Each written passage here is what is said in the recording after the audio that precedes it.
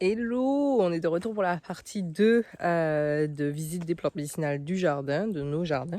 Donc c'est parti, sans plus attendre.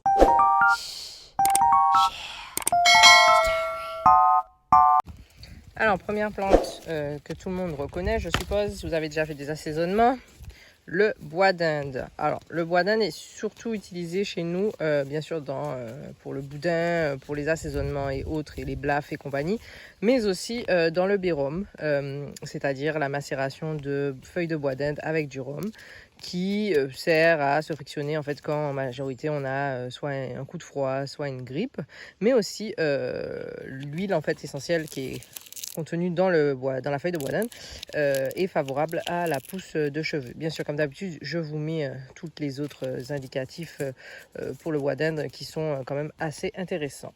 Deuxième plante, le Desmodium, ou communément appelé la hanchien. Voilà, parce que ça se colle. Je pense qu'on a déjà tous eu ça collé sur nos vêtements.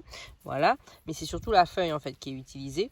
Alors, le Desmodium, il est très bon pour le foie. C'est vraiment le meilleur ami du foie. Donc, pour toutes les personnes qui ont des problèmes hépatobiliaires ou autres, le Desmodium est souvent recommandé. Et aussi pour asthme, bronchite et autres. C'est vraiment une super plante en fait qui pousse partout. Voilà, ça pousse partout, donc vous en avez partout. Consommée fraîche ou de manière générale, c'est plutôt consommé séché en fait. Voilà.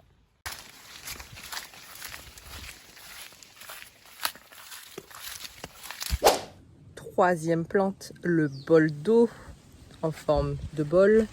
Voilà pourquoi on l'appelle le bol d'eau. Attention à ne pas confondre avec raisin bord de mer ou autres plantes qui lui ressemblent. Il faut vraiment faire attention parce que c'est pas la même chose. Pareil, meilleur ami du foie.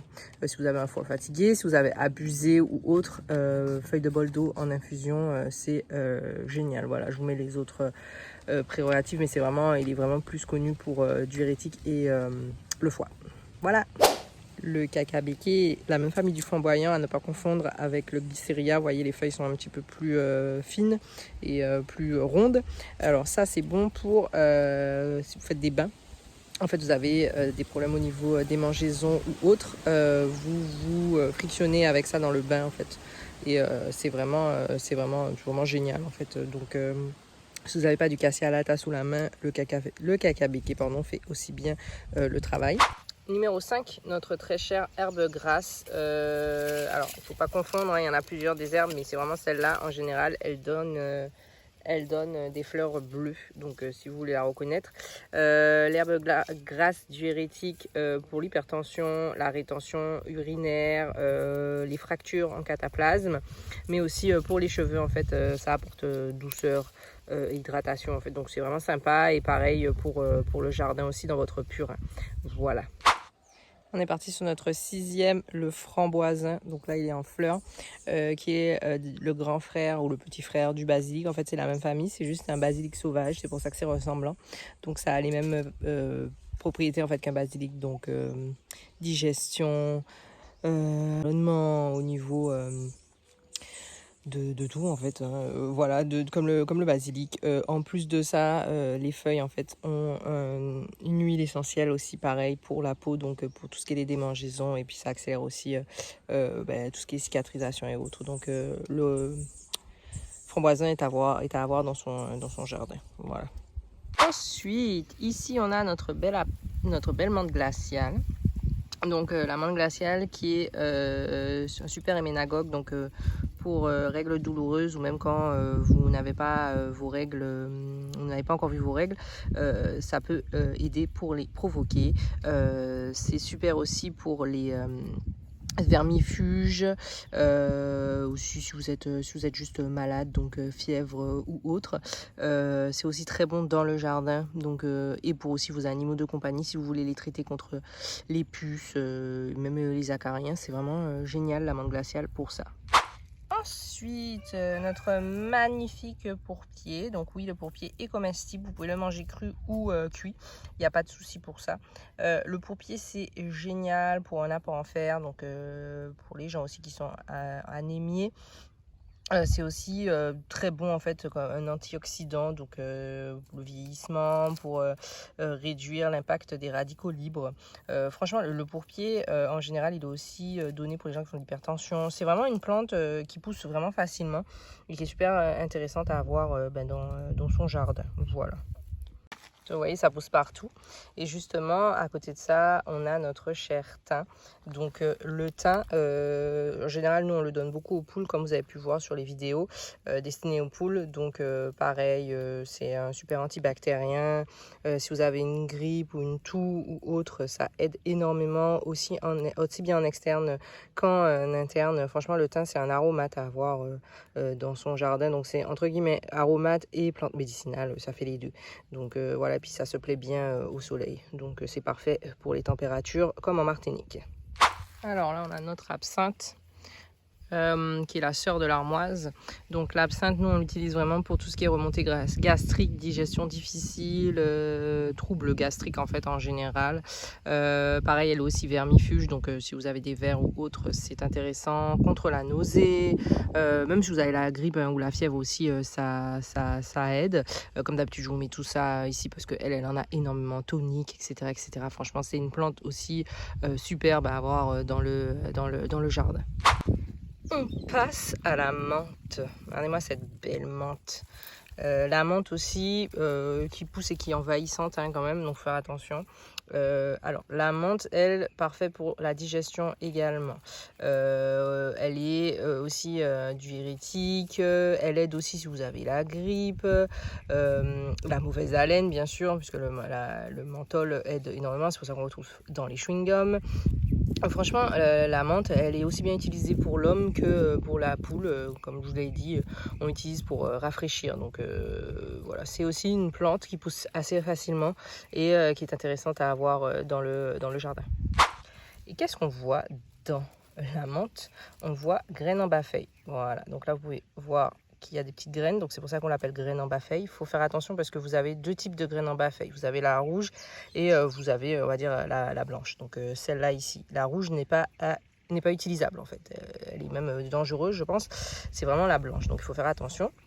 Donc graine en bas-feuille, c'est forte fièvre, pour nettoyer le sang aussi, on l'utilisait beaucoup avant en cas d'empoisonnement, donc pour nettoyer le sang. Pareil, fébrifuge, si vous faites de la grippe ou autre, elle était aussi pour les abortions, donc avortatif, abortion. Voilà, je vais vous mettre tout ça en français parce que bon, moi j'arrive plus à parler.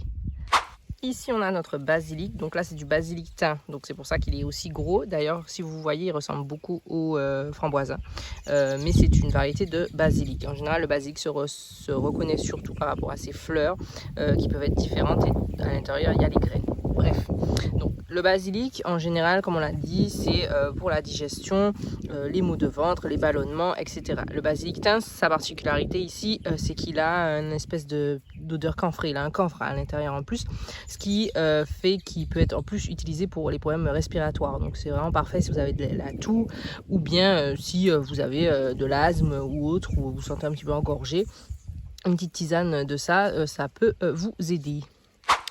Alors normalement vous devez le reconnaître, c'est notre fameux pompon soldat, donc très connu du paysage antillais.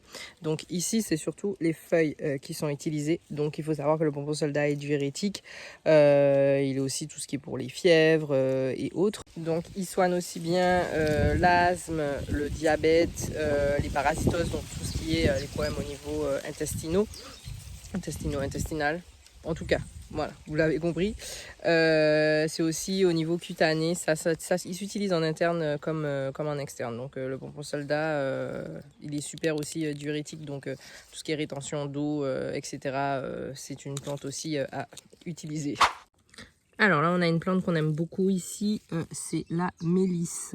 Donc une petite odeur citronnée qu'on adore. La mélisse, c'est excellent pour la détente. Donc toutes les personnes qui sont stressées, qui ont du mal à s'endormir, qui souffrent aussi de nervosité ou bien d'angoisse ou autre, la mélisse, c'est un calmant. Deuxièmement, ça aide aussi au niveau gastrique, en fait, au niveau des problèmes au niveau des intestins et autres. Et en plus de ça, elle est très utilisée pour le traitement de l'herpès. Donc c'est une plante qui est géniale, surtout au niveau d'huile essentielle. Voilà. Ensuite, on a le Paroka. Il y en a un là, je ne sais pas si on voit. En tout cas, il y a des graines, enfin des fruits. Alors, le Paroka, il est utilisé dans le jardin parce que c'est un insecticide naturel. Mais en plus de ça, super bon pour le diabète, surtout le fruit avec de l'eau chaude. Il est bon aussi pour les problèmes au niveau de la peau, donc des mangeaisons, ulcères, traitement des problèmes quelconques de la peau. Il est diurétique, enfin, il a beaucoup d'avantages. Je vous mets tout ça ici. Alors ici on a le faux patchouli. Attention, beaucoup de personnes le confondent avec l'Éphélalgan. Ce n'est pas de l'Éphélalgan. Il n'y a rien à voir avec la famille des Plectantrus, comme gros thym ou doliprane. Ça n'a absolument rien à voir. C'est vraiment le frère du patchouli. Donc il est reconnaissable parce qu'en général, sur les feuilles, il y a comme une espèce d'huile essentielle camphrée. Et si vous sentez, vous allez sentir comme le Vicks en fait. Donc c'est pas de l'Éphélalgan. C'est du faux patchouli. Voilà. Alors lui, comme le patchouli, à peu près les mêmes vertus. Donc il est beaucoup utilisé pour la respiration, pour les problèmes respiratoires, tuberculose et même des MST au Ghana, si je dis pas de bêtises. Donc c'est une plante qui est très utilisée en Afrique et qui est très reconnue dans la pharmacopée africaine. Et ici, elle est très envahissante, mais elle est utilisable. Donc si vous passez à côté, pensez-y pour les problèmes respiratoires. Notre fameuse herbe couresse, donc elle est reconnaissable par ses petites feuilles et puis hop, vous voyez, elle a comme deux pics où sont ses graines d'ailleurs.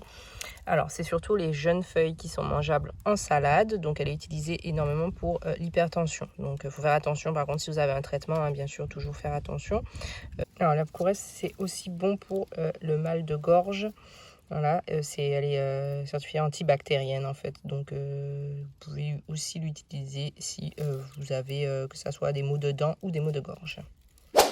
Herbe maltête, zeb maltête, voilà, hein, grosse feuille, famille des succulents qui stockent beaucoup l'eau dans ses feuilles. Donc les feuilles sont utilisées pour pas mal de choses, donc mal de tête. Voilà, vous faites une infusion avec les feuilles pour le mal de tête, aussi pour le mal d'oreille.